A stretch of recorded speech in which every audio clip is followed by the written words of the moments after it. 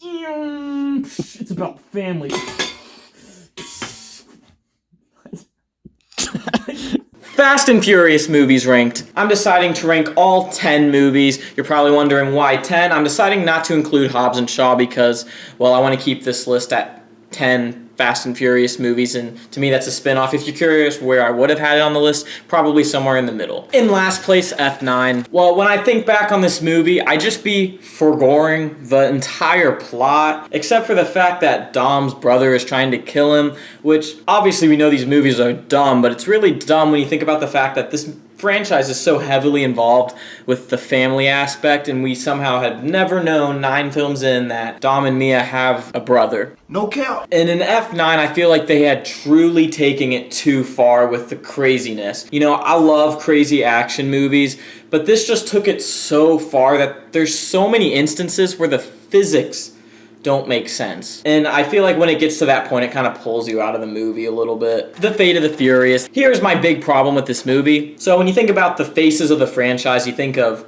Vin Diesel and Paul Walker's character. The problem is this is the first major scale Fast and Furious movie without Paul Walker, which is, you know, unfortunate for its own reasons. But with that in mind, you need Vin Diesel to look like the main hero, the main leader. And instead they decide to make him like the antagonist and take him away from the team. And it just, I feel like it kind of makes the movie fall apart a little bit because you have the team without the 2 main heroes. But it did open the door to some great chemistry between Jason Statham's character and The Rock. And we know this movie's trying to be really dumb because, you know, for example, literally the end of the film, Jason Statham's character shows up to the cookout, but you gotta remember, he literally killed, you know, one of their best friends. And if you're gonna be making a movie that dumb, you don't need something as dark as Dom's baby's mother getting killed right in front of him and the baby. That's very dark. I will say that this movie had one of the coolest cars I have ever seen. Fast and Furious. That's how I was in your mom's bed last night.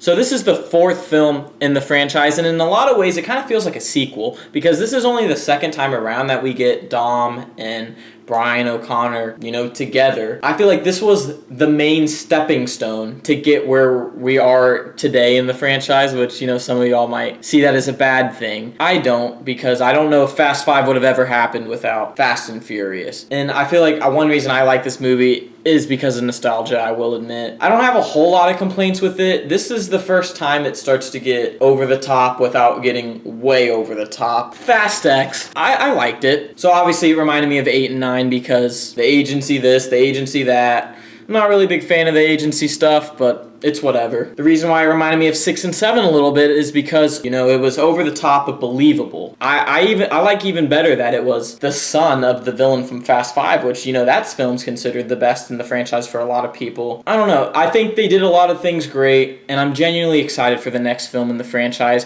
I think a lot of that is because of the way they ended this film. Some people say it had that Infinity War kind of ending. It did. It was kind of generic the way they did it, but also a fresh ending, if that makes sense. I don't even know what I'm talking about. Fast and Furious Tokyo Drift. As a little kid, I didn't actually like this movie that much. What? I definitely like it a lot more now, and it's grown on me a lot.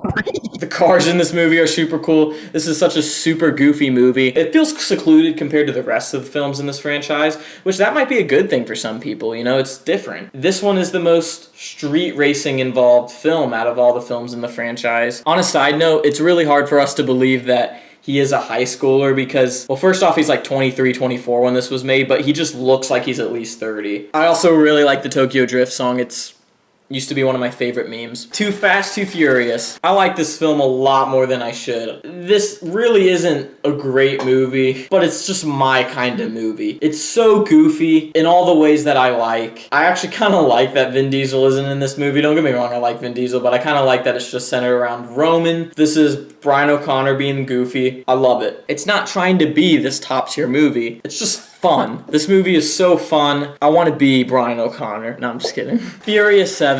I really like this movie. I will say that it kind of feels like there's ideas that clash, and it's not that noticeable for some people, I'd say. I definitely didn't notice it the first time I saw this movie, but they introduced the agency idea. They don't go all in with it. They just kind of like show it, tease it. Then you also have Jason Statham as a villain, this big villain who's the brother of the villain from the 6. You know the stakes are high because of what happens at the end of the Fast and Furious 6. And I feel like having those conflicting ideas, maybe it's the studio, maybe it's the directors, who knows, kind of causes the movie to clash a little bit. And I think part of that is because of the passing of Paul Walker. Super emotional, great action. Obviously, this gets even more over the top in some ways because it literally feels like the Avengers trying to save LA, except it's, the Fast and Furious crew. I honestly don't love the last act. All the earlier big action scenes I like a lot more.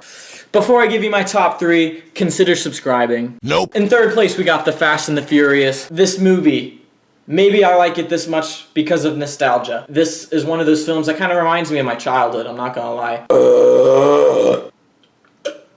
This film is basically Point Break with cars, but to me, that's what makes it awesome because I really liked Point Break, I really like Cars, I really like Paul Walker, no homo. This is one of those movies, I think it gets better because you see how far the family develops, Brian and Mia in this film kind of are just flirting on and off. And then by the 7th one, they have their second kid together. It's also kind of just refreshing watching a small-scale, small-stake Fast and Furious movie. I also just love the early 2000s feel. There's a lot of small things I like about this movie. Fast and Furious 6. So this film, I had to stand up because I get so excited thinking about it.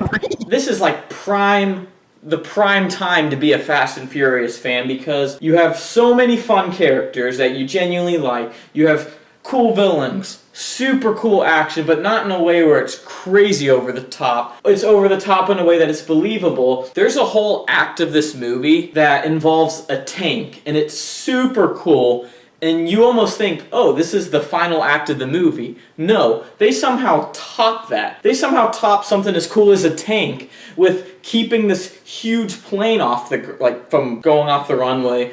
I will admit that the runway must be 1,000,000 miles long or something, so that's like a big flaw for some people, but that doesn't bother me. I think this had some of the best action, some of the best characters, one of my favorite villains actually, all around great movie. Number 1, Fast 5. This movie is near perfect. This is one of my favorite car movies, behind Cars. This is my favorite heist movie. This is one of my favorite action movies. In fact, I would say that it has some of the best action I have ever seen, and that is an unpopular hill that I will stand on. I will stand my ground on that. One of the best action movies around. This was kind of I just kicked the door. This is kind of the big stepping block from car culture street racing to over-the-top car action, more family-based from a team dynamic. But they somehow made it work after transitioning to like a different genre, you could say. You take all the characters that you love from the first 4 movies, bring them together, and you do a heist. But they did the heist so well. You bring in The Rock as like an antagonist. He's not really a bad guy. They did so many things correct with this film, and every time I watch this movie, there's more stuff that I appreciate. For example,